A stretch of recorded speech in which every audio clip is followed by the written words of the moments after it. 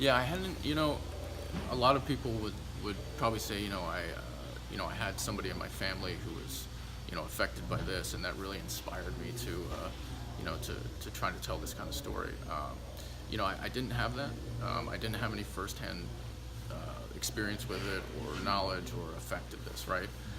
But for me, always as a filmmaker, my curiosity has always driven me to make films, and also just anything I could do to maybe shed light and help one person, 10 people, 100 people, just maybe have a little bit of a different perspective on some tough issues. And 2 years ago, when we started making this, the opioid crisis was, number one at the list of things, certainly culturally and socially in this country, that were affecting people. So it just felt like, the right thing to do as a documentary filmmaker. Certainly not. Yeah, I think, there's a lot of counties out there like Carbon County. In particular, we filmed a lot in Ohio, which 2 years ago seemed to be ground zero for overdose rates. You'd see the statistics and stuff. So yeah, certainly. I mean, when we were filming at that point, the Northeast had really been hit hard.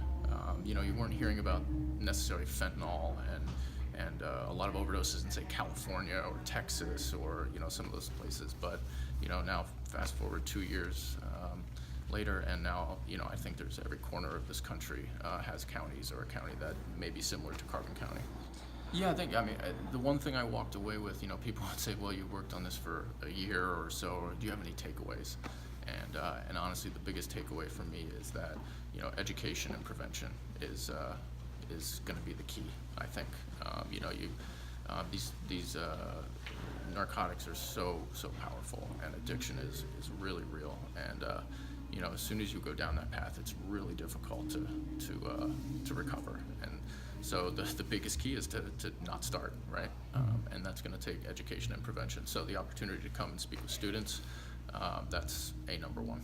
Yeah. I mean, I never would have imagined, sitting in the auditorium, that I was just kind of given my spiel, and that I'd be working in film, let alone documentary, and then let alone working on a project that really had some social weight to it and was really poignant at the time, especially for the area that I grew up in. So, you never know where life takes you, but I'm glad I ended up in this position, and I've had an opportunity to maybe make a series that had an impact or can have an impact on people.